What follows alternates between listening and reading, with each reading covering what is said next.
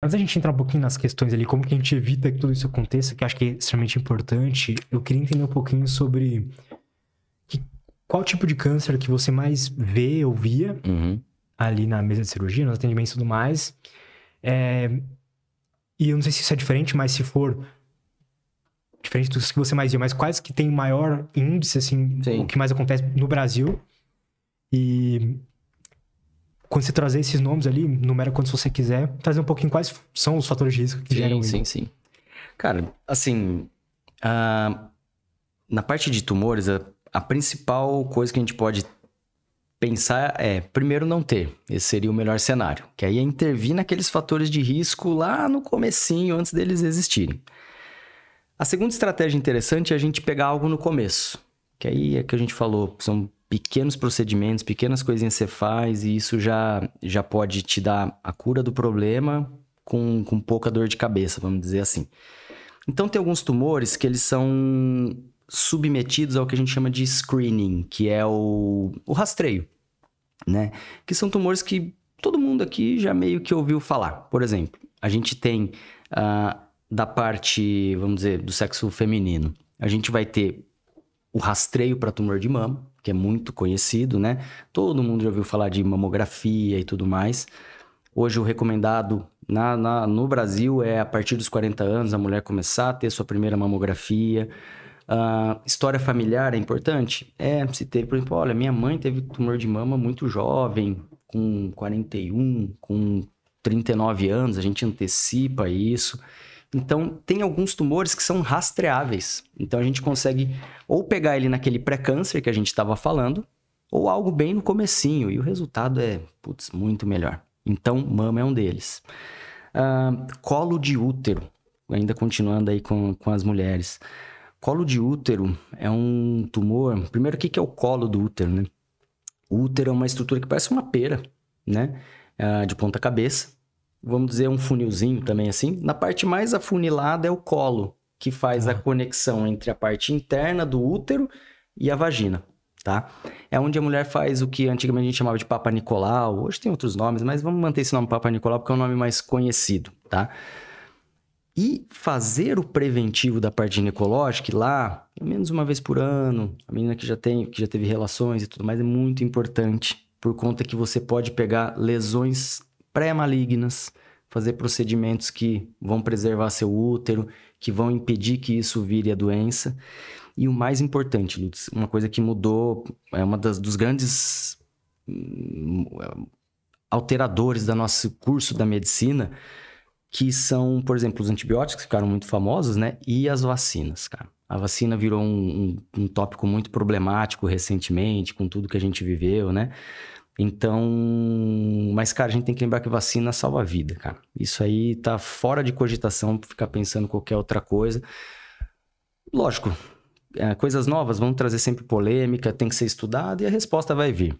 Mas tem coisa muito consolidada. Então, por exemplo, a gente pode evitar câncer com vacina. Como? Hepatite B, por exemplo. Hepatite B é uma vacina que hoje é dado mais para os profissionais de saúde, para quem lida com material biológico e tudo mais, mas ela pode evitar, por exemplo, alguns tipos de câncer do fígado, né? Pode evitar cirrose hepática e tudo mais. E a vacina do HPV. Essa já está chegando a hora até dos meus filhos tomarem também. Meninos e meninas aí em torno de 8, 9 anos já vão ficando espertos aí para a questão de vacinação. Tem na rede pública. Então, é uma vacina que... Hoje, cara, eu trabalho também no Hospital da Mulher aqui, que é um hospital que se destina ao tratamento dos tumores ginecológicos também. E de grande volume aqui na cidade de São Paulo. E lá, cara, todo dia, aquilo que a gente tá falando, a gente tá deitando uma paciente em maca cirúrgica para operar e com esse certo pesar de falar, caramba, essa paciente não era para estar aqui se ela tivesse sido vacinada, tá? E de onde a gente tira esses dados? A Escócia fez uma vacinação em massa, né, isso há coisa de 2 para 3 décadas atrás, e hoje ela colhe o benefício de uma doença basicamente abolida no país. É a mesma coisa da poliomielite. Por exemplo, da minha geração, da sua geração, você não vê quase ninguém com sequelas de poliomielite. A geração dos meus pais já viu. sabe? Então, pessoas que tiveram uma qualidade de vida muito prejudicada por um vírus, por uma coisinha ali que, poxa, tomaria uma vacina e estaria resolvido, sabe? É uma coisa que você falou, tudo que é novo a gente tem que sempre olhar de um jeito mais crítico, mas tem um monte de coisa aí testada, estudada pra caramba que não dá pra generalizar. Então, hoje é uma, vamos dizer, quase uma vergonha em saúde pública a gente ter um tumor de colo de útero, tá? E qual que é o impacto disso? O HPV está relacionado com qual porcentagem ao colo de útero? Cara, 99% dos casos. Isso não é da minha cabeça, são estatísticas, cara. Mais ou menos 1% dos tumores de colo de útero não tem a ver com a gênese e o HPV. Então, poxa, é uma doença que pode ser extinta, uma doença extremamente, poxa, pode ser bastante duro o tratamento. Tem pacientes que, infelizmente... E é comum, pelo que você está trazendo. Muito comum, infelizmente muito comum, tá? Dos que eu trato lá no Hospital da Mulher, por exemplo, é o segundo mais comum, né? Sem contar mama, lógico. Mama disparado na mulher é o mais comum.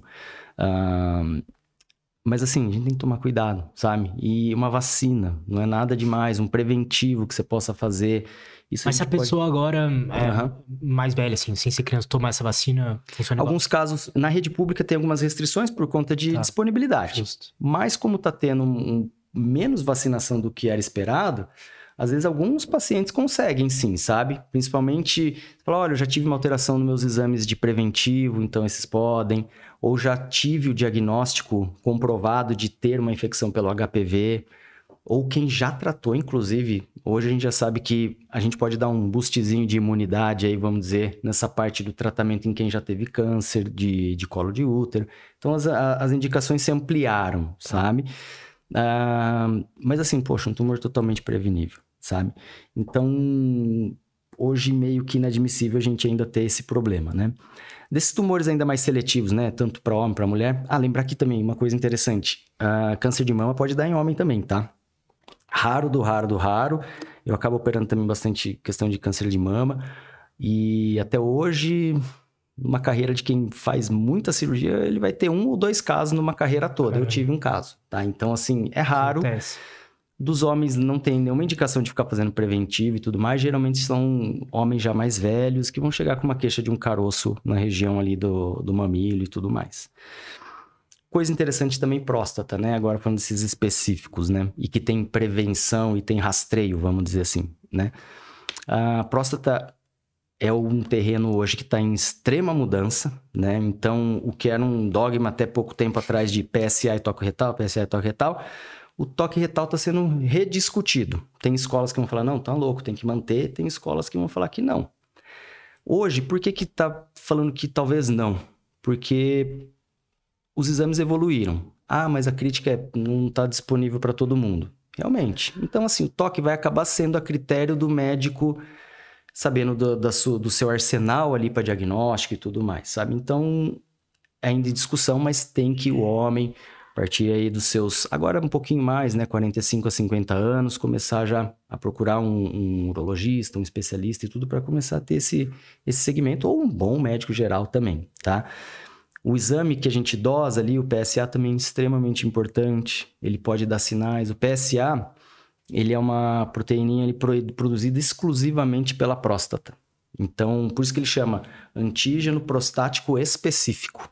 Então, ele é só produzido pela próstata, mas em condições benignas e malignas. Então, às vezes, o paciente só tem uma próstata grande e vem um PSA mais alto, que é normal do envelhecimento a próstata crescer um pouquinho, tá?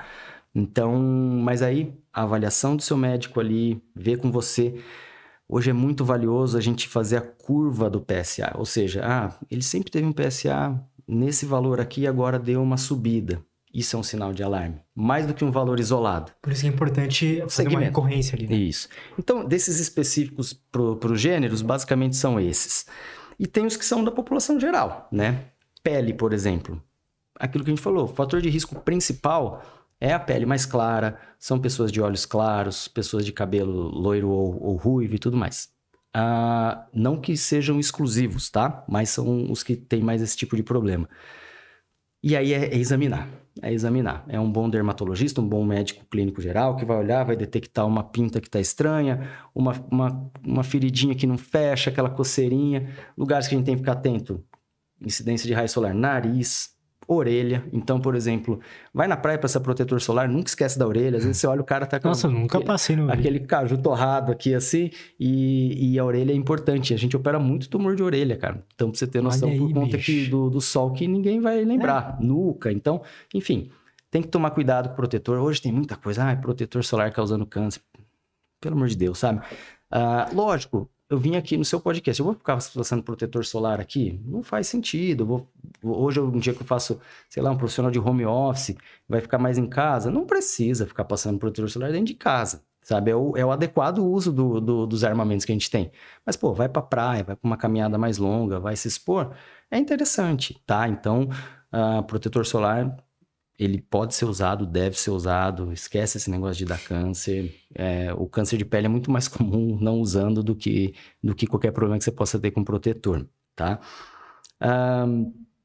Uma ferramenta importante, principalmente para quem tem a pele bastante branca e muitas pintas. Todo mundo às vezes tem um conhecido, um amigo, que fala, nossa, ele é cheio de pinta, assim. Esses pacientes às vezes têm benefício de um exame que é bem específico. Infelizmente não é disponível, por exemplo, na maioria dos lugares do SUS e tudo mais, que é a dermatoscopia digital. O que é isso? O paciente vai entrar numa câmera especial, que vai fazer tipo aquelas fotos que faz de 360. Fica numa posição anatômica aqui assim, que mostra o corpo todo, e vai ser feito esse mapeamento da pele do paciente. Aí a inteligência artificial, o software vai ler, pinta 1, 2, 3... Então, por exemplo, tem gente que tem muita pinta, vai mapear, por exemplo, 300 lesões pigmentadas. Como que você vai mapear isso no olho a olho e ficar anotando? Aqui a gente tem uma no dorso, aqui a gente tem... Não dá. O software faz isso pra gente e dá números. Então, e inclusive, alguns ele até prediz, fala, olha, essa lesão 27 tem características esquisitas, invista mais nela, tal. E aí, o que é uma ferramenta excelente de segmento? Que uma pessoa que tem incontáveis pintas... Aí, no outro ano, ela vai lá, faz de novo isso, ele fala, olha, aquela pinta, 30 e tanto, cresceu. Atenção com ela, sabe? Então, é uma ferramenta bem, bem legal. Eu ouvi falar, tipo, em pintas que surgem do nada, assim. Pode acontecer. Então, as lesões pigmentadas, né, que são essas mais escurinhas, assim, a gente tem que tomar cuidado, tá? Por conta que essas podem ser relacionadas ao melanoma, que é esse tumor mais agressivo. Elas, em geral, são assimétricas, elas têm, às vezes, um blend de cores, ela fica meio violácea na borda, rosada, misturado com a cor preta, enfim. Essas são características que chamam a atenção, tá? Então, tem que ficar atento.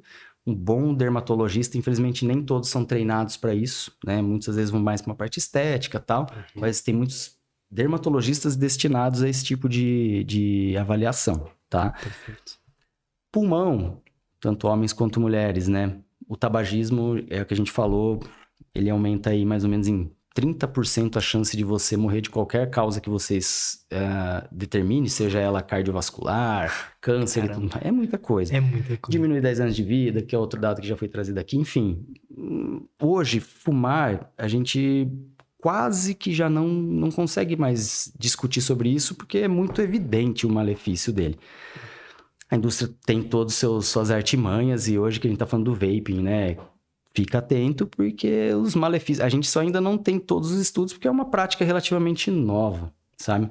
Então, tem que tomar muito cuidado. Nesse sentido, tem muita audácia até, às vezes, da indústria. Assim, eu, uma vez, fui convidado para um jantar que eu não entendi por conta do que era. A gente foi, achou que era uma medicação, alguma coisa assim. E trouxeram um palestrante internacional e tal. E aí, falei, não tô entendendo o que tá acontecendo. O que é o tema disso aqui? Tá estranho. Começou a falar do cigarro eletrônico, do e-cigarette, do sei lá o quê, do vaping, que parou, foi tirando pessoas do vício de cigarro. Aí, putz, cara. Era um evento da Philip Morris, por exemplo, sabe? Uma fabricante de cigarro e tudo mais. E aí você fala, poxa, olha, a indústria patrocinando eventos para médicos, para tentar convencer um médico oncologista que talvez tenha opções ao cigarro. Parece que estão fazendo o que faziam lá no passado, loucura, sabe? Quando surgiu o cigarro. Meu cirurgião fuma sei lá o quê e tal. É loucura, né? Mas caramba, assim, cara. Chega nisso, cara. Esse assédio, vamos dizer... Meu Deus. Lamentável, lamentável. A gente fez um episódio agora há pouco tempo sobre isso, e é bem preocupante também, porque... apesar na teoria ali parecer algo, e realmente, né, não fica aquele cheiro horrível, não é aquela fumaça densa, coisa do tipo, mas tem várias coisas ali que são, por exemplo, você fuma muito mais aquilo que você fuma cigarro, muito porque mais. É o dia inteiro. Aquilo, por exemplo... Tem muito mais nicotina. O pessoal poderia estar ali no sofá, tava fumando e não ia estar atrapalhando a gravação, sei lá o quê.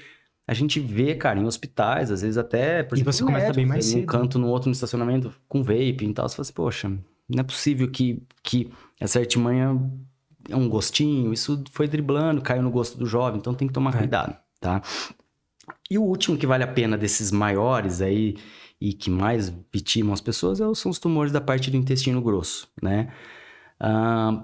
Cara, hoje também, para quem tem acesso ao sistema de saúde, é um tumor que não é para você ter. É mesmo, cara? Não é para você ter, sabe?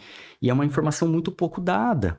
Ele é basicamente, não 100%, que nada é 100%, mas muito prevenível. E o principal exame aqui vai entrar, por exemplo... no SUS a gente tem, tá? Então, quem tem só acesso, às vezes, ao SUS e tudo mais, pode demandar pro seu médico do posto de saúde, da UBS, um teste de sangue oculto nas fezes. Você vai lá, vai fazer um testezinho de fezes e ele vai olhar ali se tem sangue ou não, tá?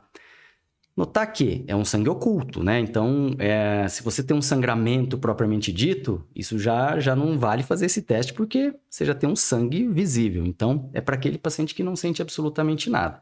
Você vai lá, faz esse teste e ele vai falar, olha, tem sangue nas suas fezes. Então, aí sim você ganha uma indicação de fazer, por exemplo, uma colonoscopia, que é o exame que vai documentar todo o seu intestino e tudo mais. No SUS tem que ser assim, porque tem que ser racionalizado, né? Não tem colonoscopia disponível para todo mundo. É uma boa triagem, muitas vezes é esquecido. Então, o paciente pode demandar do médico dele a partir dos 40 anos e falar assim, olha, eu queria fazer um teste de sangue oculto nas fezes. Simples, indolor, nem nada. Para quem tem acesso a uma medicina que já propicie, por exemplo, uma colonoscopia, sem dúvida nenhuma eu faria... O que gera esse câncer, cara? Basicamente alimentação, tá? Caramba. Essa desproporção aí de tanto de fibra que você come, alimentos industrializados e multiprocessados, tudo isso aí vai estar envolvido. Então, e questão do peso, tá? Isso é um item que a gente vai falar que ele está sendo o grande vilão do momento agora, tá? Então, aos 40 anos, faça seu preventivo, se possível, com uma colonoscopia. Colonoscopia é um exame chato. Se não, teste do sangue oculto. Do sangue oculto. É um exame chato? Na hora do exame você não vai sentir nada, você está sedado. O preparo, não tem como falar que não é chatinho. Você vai fazer um remédio que vai induzir diarreia. Ninguém gosta. Mas, poxa, isso é muito melhor do que ter um tratamento oncológico. Não tem nem o que falar. Então, faça isso. E a boa notícia é, você fez e não veio nada? Cara, você está isento de necessidade de fazer um novo exame desse, salvo algum sintoma, tal, em 5, 7 anos, sabe? Então, não é um exame que você precisa fazer todo ano. Bacana de discutir com o seu clínico geral, com o seu médico que te acompanha.